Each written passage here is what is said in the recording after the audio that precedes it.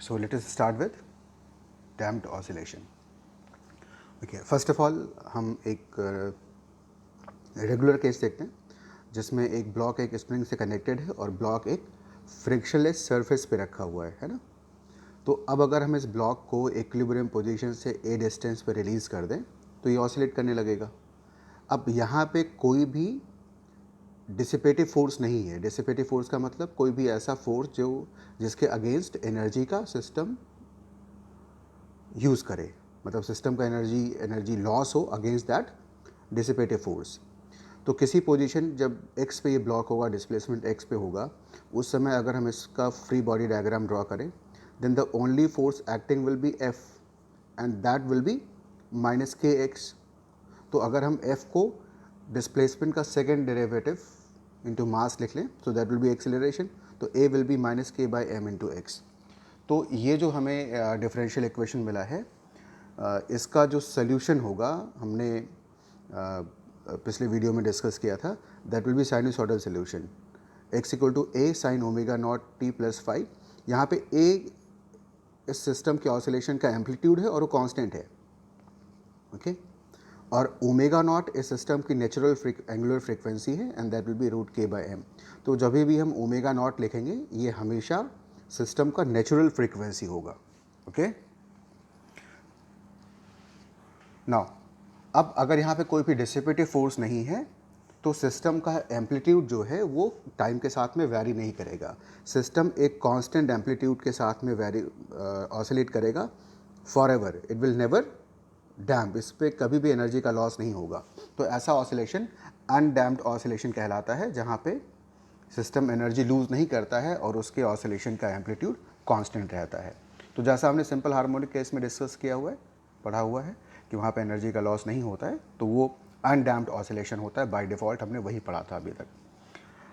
Now when dissipative forces such as friction are not negligible, the amplitude of oscillation decreases with time, then these oscillations are damped, है ना। तो damped oscillation क्या होता है? जब system में frictional forces हों, फ्रिक्शनल फोर्सेस का मतलब जिनके अगेंस्ट एनर्जी का लॉस हो, तो सिस्टम के ऑसिलेशन का एम्पलीट्यूड टाइम के साथ में डिक्रीज करता रहता है। तो ऐसे ऑसिलेशन को हम लोग डैम्प्ड ऑसिलेशन कहते हैं, ओके। तो एक सिस्टम देखते हैं। आप देखो कि एक स्प्रिंग ब्लॉक सिस्टम है, इस ब्लॉक से हमने एक प्लेट अटैच किया हुआ है और वो प्लेट एक विस्कस लिक्विड के अंदर रखा हुआ है, that is placed in a viscous liquid. तो जब ये सिस्टम ऑसिलेट करेगा तो लिक्विड का जो विस्कस फोर्स होगा उसके अगेंस्ट सिस्टम एनर्जी लूज़ करेगा, और अगर एनर्जी लूज़ करेगा तो सिस्टम के ऑसिलेशन का एम्पलीट्यूड कम होता जाएगा और समय के साथ धीरे धीरे धीरे धीरे इसका ऑसिलेशन डाई आउट कर जाएगा, ओके। तो जितने भी, जैसे हमें याद होगा ना कि जो स्टोक्स लॉ में विस्कस ड्रैग होता है वेलोसिटी के प्रोपोर्शनल होता है। तो जनरली जितने फ्रिक्शनल फोर्सेस होते हैं अनटिल अनलेस बहुत ज़्यादा वेलोसिटी ना हो, तो नॉमिनल या ऑप्टिमम वेलोसिटी के लिए जो विस्कस फोर्स होता है वो वेलोसिटी के प्रोपोर्शनल होता है, फर्स्ट पावर पे डिपेंड करता है मोस्टली।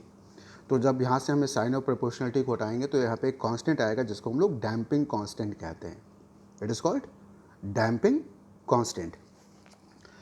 तो अब अगर हम इस ब्लॉक का फ्री बॉडी डायग्राम ड्रॉ करें तो इस ब्लॉक पे कौन कौन से फोर्सेस लगेंगे? तो एक तो रीस्टोरिंग फोर्स है, दैट विल बी माइनस के एक्स, और दूसरा जो अभी डैम्पिंग के कारण फोर्स आ गया है that will be the viscous force और frictional force, so that will be minus B into V. B क्या है? B is called damping constant, है ना, it's not coefficient, it is constant. तो अब अगर हम इस डिफरेंशियल इक्वेशन को इस तरह से लिख लें कि जहाँ पे वेलोसिटी लिखा है उसको dx बाई dt लिख लें, तो अब आप देख सकते हो, इसीलिए हमने ऑक्सिलरी इक्वेशन पढ़ा था पिछले वीडियो में। This is m d square x by d t square plus b d x by d t plus k x equal to 0। तो ये एक सेकेंड ऑर्डर डिफरेंशियल इक्वेशन है जिसके कॉफिशिएंट्स कांस्टेंट हैं, ओके। तो हम इस इक्वेशन का सोल्यूशन लिख सकते हैं। Now we know how to write solution of this equation. तो इसका सोल्यूशन लिखने के लिए हम लोग क्या करेंगे? इसका ऑक्सिलरी इक्वेशन लिखेंगे। ऑक्सिलरी इक्वेशन में क्या करते हैं? ऑक्सिलरी इक्वेशन में d two x by d t square को डिफरेंशियल इक्वेशन में हम एम स्क्वायर से रिप्लेस करते हैं, d x by d t को हम m से रिप्लेस करते हैं और x को 1 से रिप्लेस करते हैं। और ये क्यों रिप्लेस करते हैं ये मैंने आपको पिछले वीडियो में समझाया था। तो इसका ऑक्सिलरी इक्वेशन हो जाएगा mr² plus vr² plus k equal to 0।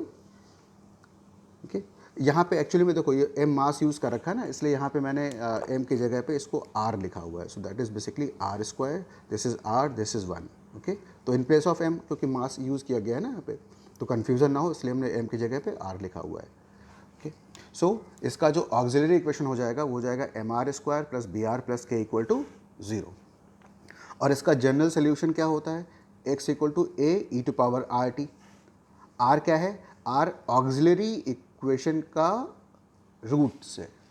तो अगर हम इस क्वाड्रेटिक इक्वेशन के रूट्स लिखें तो r हो जाएगा minus b plus minus under root of b square minus 4m k over twice m। और अगर हम ट्वाइस m को एकोमोडेट कर लें तो r हो जाएगा minus b by 2m plus minus under root of b square over 4m square minus k by m। ठीक है, तो इतना हम इसमें कंफर्टेबल होने चाहिए बिकॉज ये मैंने आपको समझा दिया था पिछले वीडियो में।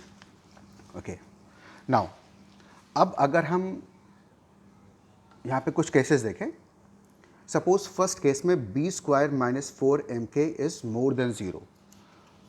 तो इस रूट्स में ये जो दो रूट्स लिखे हैं इसमें जो ये डिस्क्रिमिनेंट पार्ट है अगर ये पॉजिटिव हो, ठीक है ना, तो अब फिजिकली सोचो कि b² माइनस 4m अगर पॉजिटिव है तो इसका मतलब ये हुआ कि b बहुत ज़्यादा है।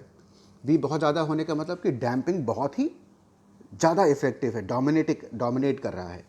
तो damping constant is relatively large, so it is called over damping. जब डैम्पिंग कांस्टेंट बहुत ज़्यादा होता है तो वो सिस्टम को ऑसिलेट नहीं करने देता है, इसलिए हम लोग उसको ओवर डैम्पिंग कहते हैं।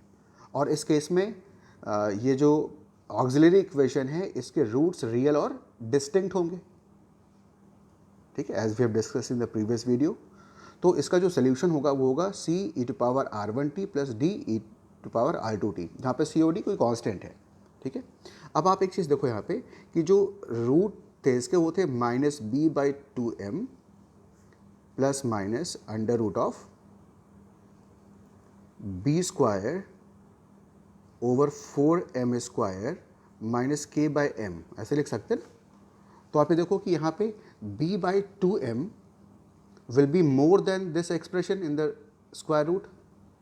तो चाहे पॉजिटिव साइन ले या नेगेटिव साइन ले, r विल बी नेगेटिव, मतलब r1 एंड r2 दोनों ही नेगेटिव रूट्स होंगे, दोनों का वैल्यू नेगेटिव होगा।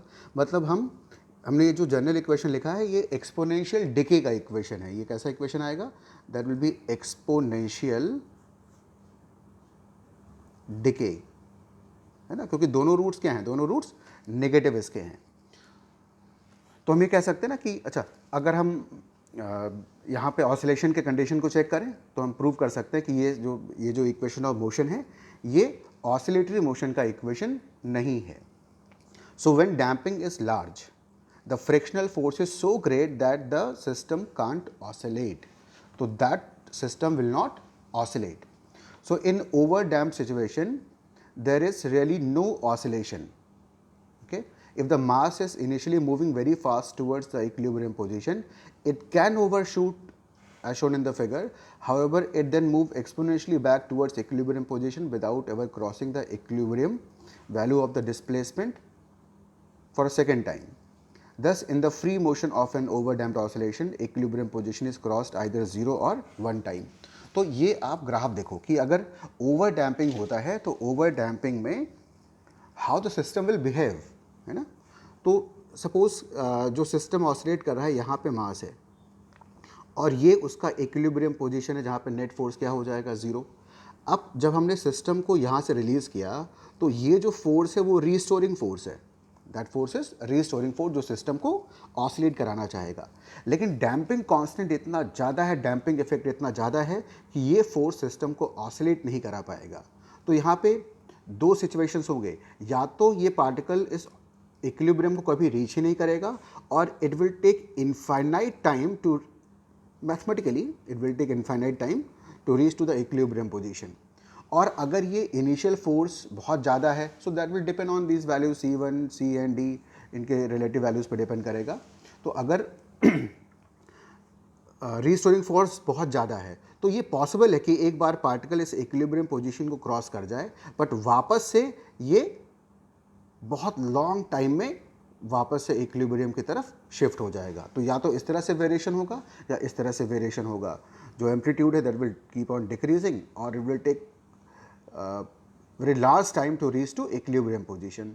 और ये भी पॉसिबल है कि अगर बहुत ज़्यादा एम्पलीट्यूड ना हो और रीस्टोरिंग फोर्स बहुत ज़्यादा हो तो एक बार सिस्टम इक्विलिब्रियम को ओवरशूट कर जाए, बट फिर से वो इक्विलिब्रियम को एक्वायर कर लेगा, वो दोबारा क्रॉस नहीं करेगा इक्विलिब्रियम को, मतलब ये सिस्टम कभी भी ऑसिलेट नहीं करेगा। तो ये होता है ओवर डैम्पिंग, है ना। इसका एक एग्जांपल आप समझ सकते हो, जैसे डोर में डोर क्लोजर्स लगे होते हैं ना, कि आप अगर डोर को ओपन करके चले जाओ तो ऐसा नहीं कि डोर बहुत ही तुरंत बंद हो जाएगा, डोर बहुत ही धीरे धीरे धीरे धीरे क्लोज होगा। और कभी भी ऐसा नहीं होता ना कि आके वो धड़ाम से फ्रेम से लड़ जाए, बहुत ही स्लोली आके वो गेट क्लोज हो जाता है ना। So that is practical example of over damping, जो जनरली गेट क्लोजर्स में यूज़ करते हैं उसको, डोर क्लोजर्स में।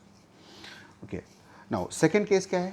सेकेंड केस इस कि चलो अब मान लेते हैं कि जो डैम्पिंग इफेक्ट है वो थोड़ा सा कम हो रहा है, ओवर डैम्पिंग के रिस्पेक्ट में कम है। तो अगर आप बी को कम करते जाओगे तो आपको जो सिचुएशन मिलेगा दूसरा वाला, वो क्या होगा? B square minus 4m² will be equal to 0। Okay, so in this case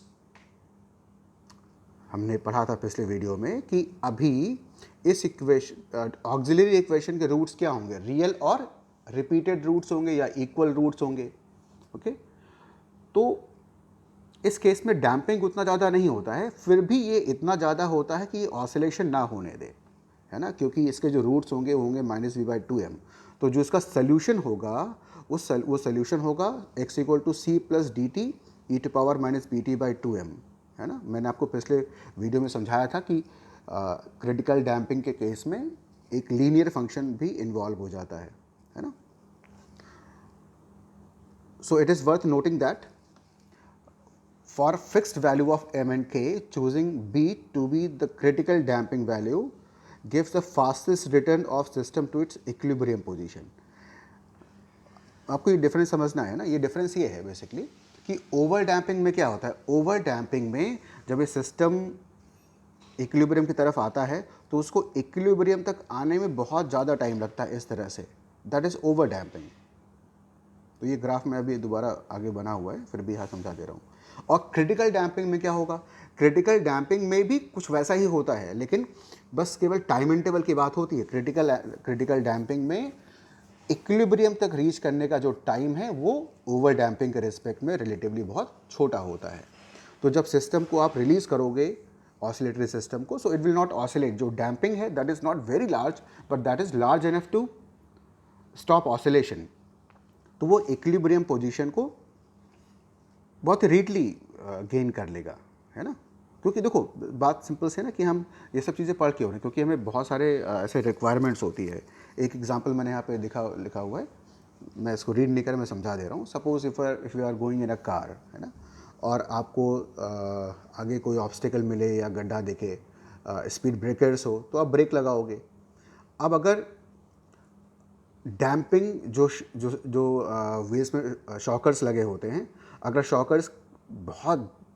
shockers का जो डैम्पिंग इफेक्ट है बहुत ज़्यादा हो, मतलब बहुत मुश्किल से आप उस शॉकर को कंप्रेस कर पाओ, तो आप कार के मोशन को बहुत जल्दी नहीं रोक सकते हो, ठीक है ना।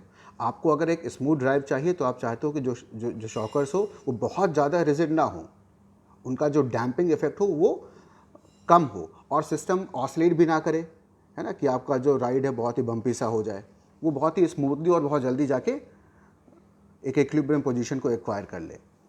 सो in shockers we generally use critical damping concept, है ना। तो बेसिकली आप देख सकते हो यहाँ पे जो ग्राफ है, यही डिफरेंस केवल है क्रिटिकल डैम्पिंग में, ओवर डैम्पिंग में। और जहाँ तक कॉम्पिटिटिव एग्ज़ाम्स की बात है तो बहुत ही रेयरली आपको इन पे कोई क्वेश्चन मिलेगा, but there are few conditions जो हमें आना चाहिए, इसलिए हम उसको पढ़ रहे हैं। बहुत आपको उस पर कोई न्यूमेरिकल्स नहीं मिलने वाले हैं। आपको केवल बस ये देखना है कि क्रिटिकल डैम्पिंग ओवर डैम्पिंग में डिफरेंस क्या है। दोनों ही ऑसिलेशन नहीं होते हैं, है ना, दोनों ही एक्सपोनेंशियल डिके होते हैं। बट होता क्या है बेसिकली कि ओवर डैम्पिंग में इक्विलिब्रियम पोजीशन ज़्यादा टाइम में एक्वायर होता है और क्रिटिकल डैम्पिंग में इक्विलिब्रियम पोजीशन बहुत ही जल्दी एक्वायर कर लेता है सिस्टम, ठीक है। दो, क्रिटिकल डैम्पिंग में भी पॉसिबल है, depending on the values of these constant c and d. ये पॉसिबल है कि वो एक बार भी इक्विलिब्रियम को टच ना करे और फाइनली वो इक्विलिब्रियम पे आके रुक जाए। ऐसा भी पॉसिबल है कि वो एक बार इक्विलिब्रियम को ओवरशूट कर जाए और ओवरशूट करने के बाद में वो फिर से इक्विलिब्रियम को एक्वायर कर ले, बट ये ऑसिलेट नहीं करेगा, ये दोबारा इक्विलिब्रियम को क्रॉस नहीं कर सकता है। तो ओवर डैम्पिंग और क्रिटिकल डैम्पिंग दोनों में ही ऐसा नहीं होता है, ठीक है।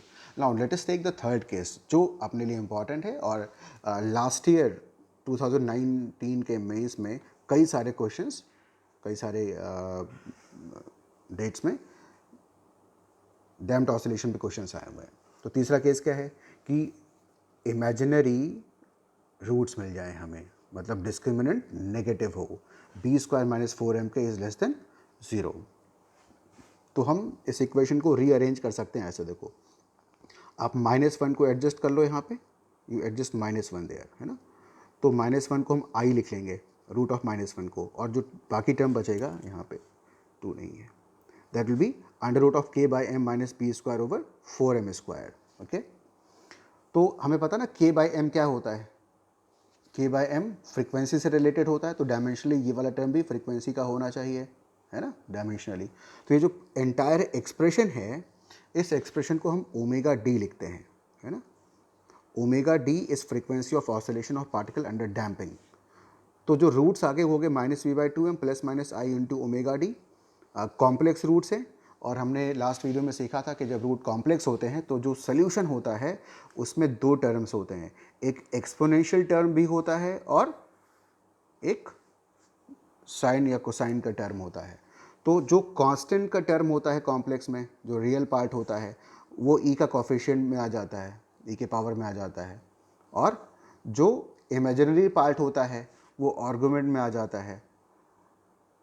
तो जो डिफरेंशियल इक्वेशन बना डैम्प्ड ऑसिलेशन के लिए, अंडर इमेजिनरी रूट्स या under b square minus 4m के लेस देन 0, मतलब डैम्पिंग बहुत कम हो, डैम्पिंग बहुत कम हो तो सिस्टम क्या है, मतलब वो बहुत ज़्यादा ऑसिलेशन को स्ट्रोक नहीं पाएगा, लेकिन डैम्पिंग तो है ही है, तो कुछ ना कुछ तो एनर्जी का लॉस होता रहेगा। तो उसका बस ये होगा कि वो ऑसिलेट करता रहेगा, लेकिन धीरे धीरे धीरे धीरे एनर्जी का लॉस होता रहेगा और जो सिस्टम है वो स्लो होता जाएगा और फाइनली रुक जाएगा। तो ये जो रूट्स मिलते हैं, ये रूट्स डिसाइड करेंगे कि इक्वेशन क्या होगा, है ना, सोल्यूशन क्या होगा डिफरेंशियल इक्वेशन का। लास्ट ईयर इस ऐसे इक्वेशन पे भी एक क्वेश्चन आया था 19 में। So that is a not. A not क्या है, इनिशियल एम्पलीट्यूड है, ठीक है। e⁻p/2mt, यहाँ पे जो कांस्टेंट का टर्म है वो रियल पार्ट जो है वो b/2m है, सो this is -v/2m into T, और जो ओमेगा डी है वो कॉस के आर्गुमेंट में आ गया।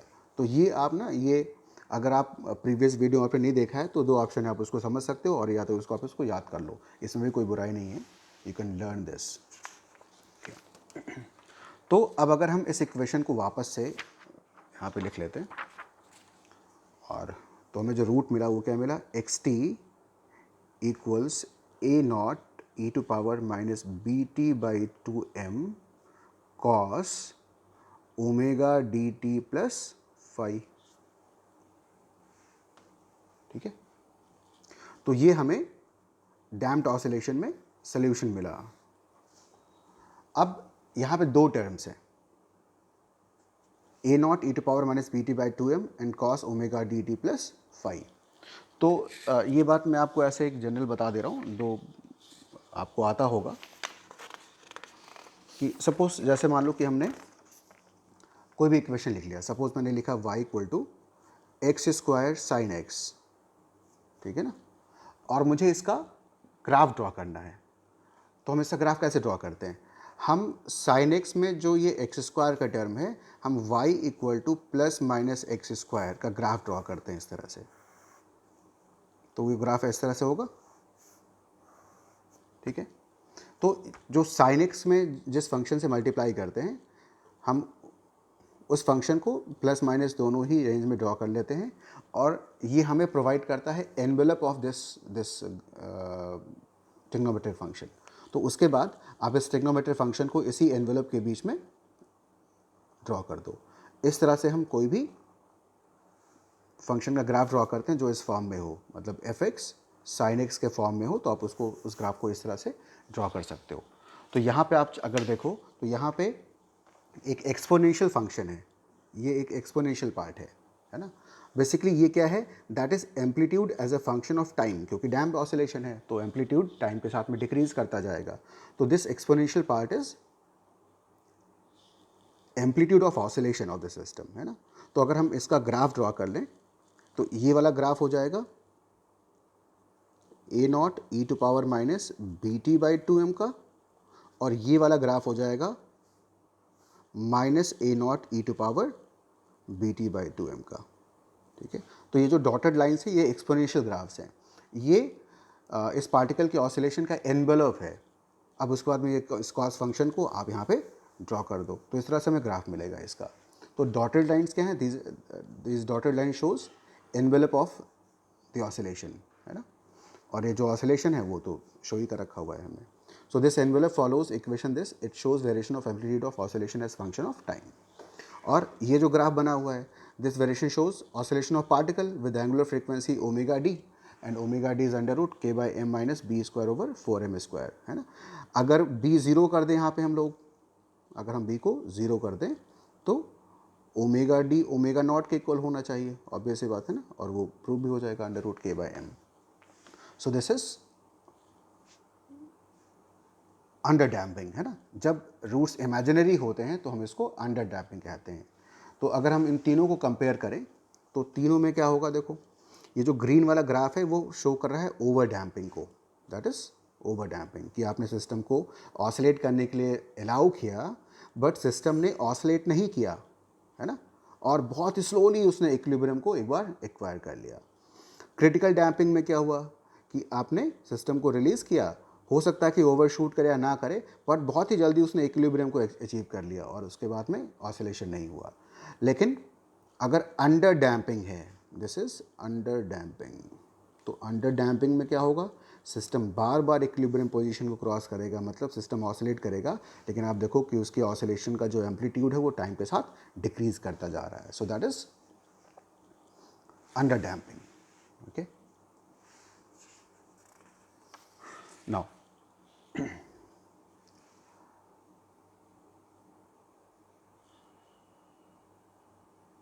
आगे हम बात करेंगे mechanical energy of damped oscillator के बारे में, but most probably in the next video.